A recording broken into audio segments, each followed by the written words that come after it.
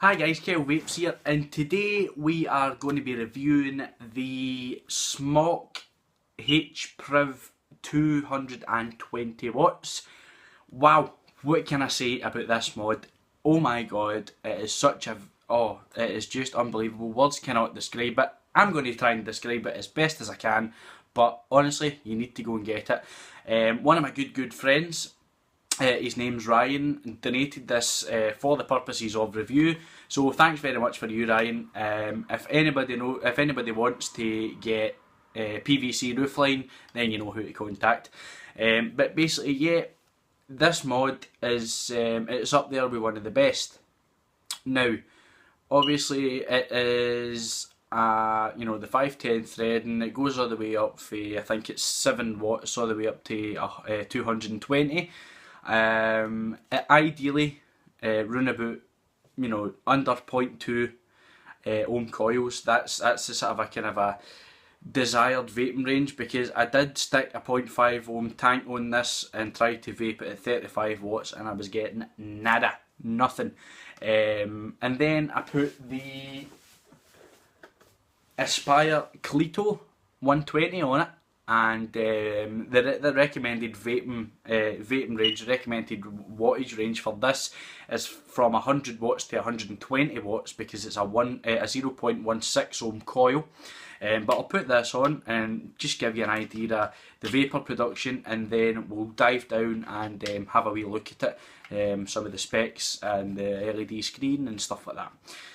But yeah, basically you screw that on. What I've found to do is, what it does is, see when you're putting on a new coil, when you're putting on a new tank, it is still reading the old one. So this, even though this is a 0.16 ohm coil, it's still reading at 0.5 ohms. So basically what you need to do is just press that again. It will say check atomizer, and then you screw it down, press it again, and it will say, is this a new coil? Just press yes. You need to press it twice, and that's it at 35 ohms. Now, no, it's at 35 watts, sorry. Now we're going to put this up to 100 watts and vape that first, because that's the recommended wattage. That's the recommended wattage that you vape at, and we'll give you a wee idea. So what I've noticed is, if you just get a couple of wee clicks, it goes up in 0.1 increments, and if you do it a wee bit quicker, it will go to 0.5 increments, and then it will go to 1 watt increments, and it will just keep going and going and going. Now, let's take it for a vape.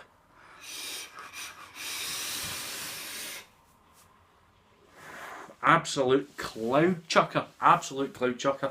I can't believe this. Oh my god. What I've got in here is sour apple just now. That's very nice. But yeah, Jesus Christ, man.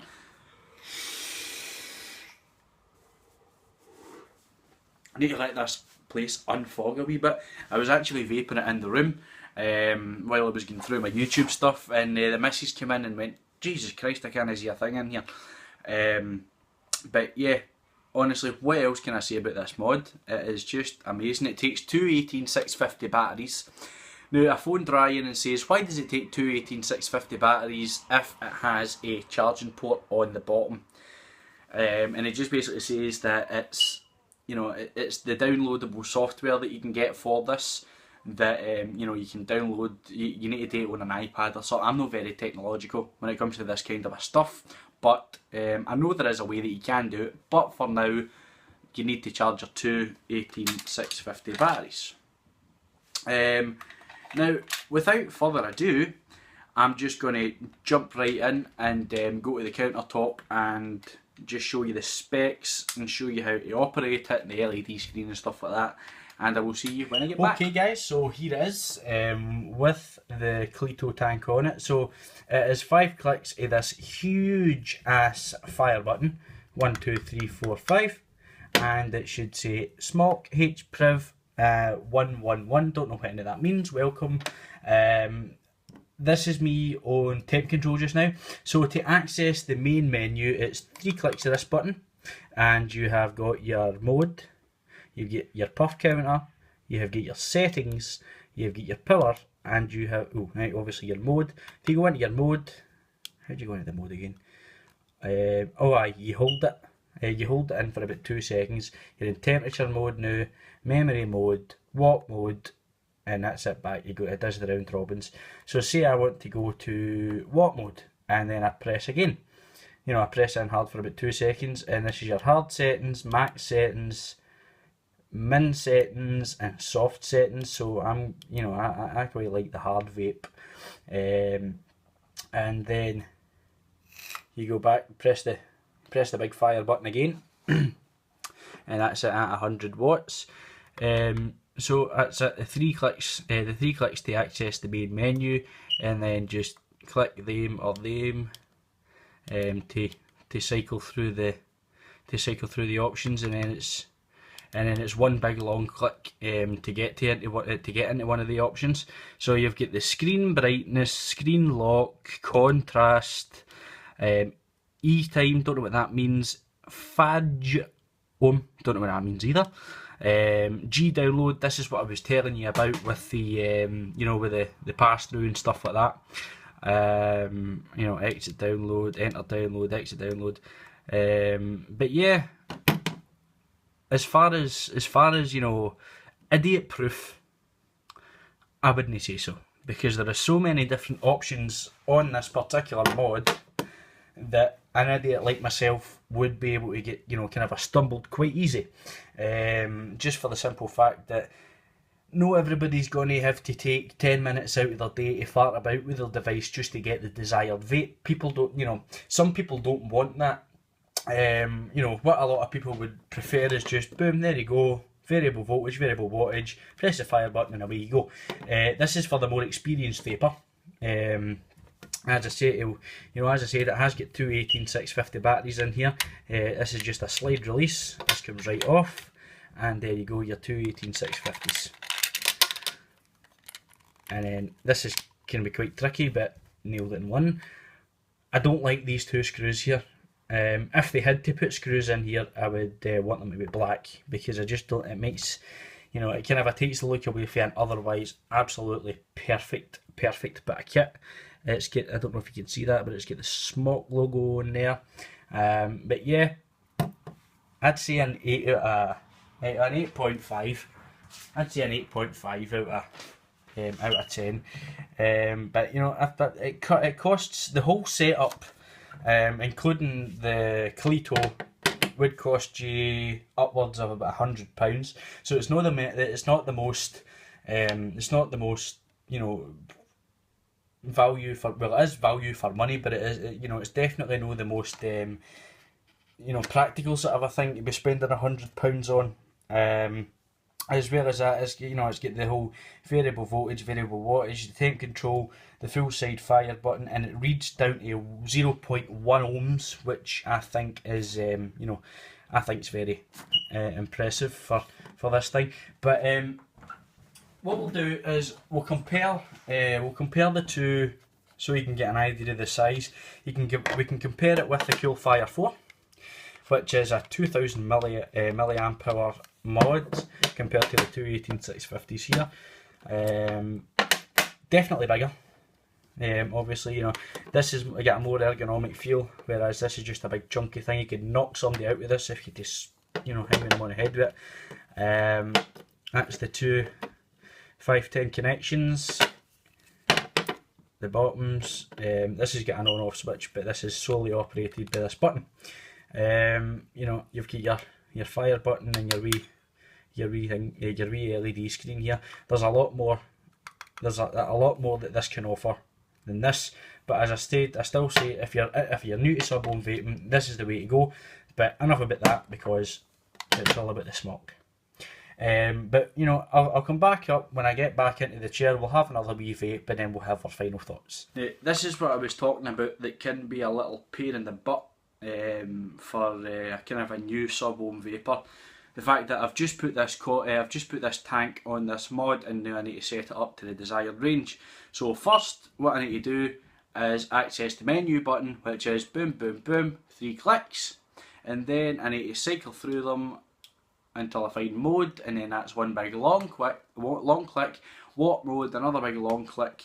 Strength, I like the hard. Another big click, and that's me at 100 watts. Now that on the video has been 33 seconds. Nobody should really be waiting 33 seconds just to set their vaping equipment up. But it's an at-home enjoyable, it's an at-home vape, very enjoyable, very, it's a great experience. But as far as taking it when you're going out to the cinema or out on a date or anything like that, either, I would stick with something a wee bit smaller, because it looks like a bomb when you've got it in your pocket. But there isn't enough good things that I can say about this either. It's definitely an 8.5 out of 10. I would recommend, if you have got a spare 100 plus quid, go for it. Only if you've got a spare. It's locked. How do I unlock it again?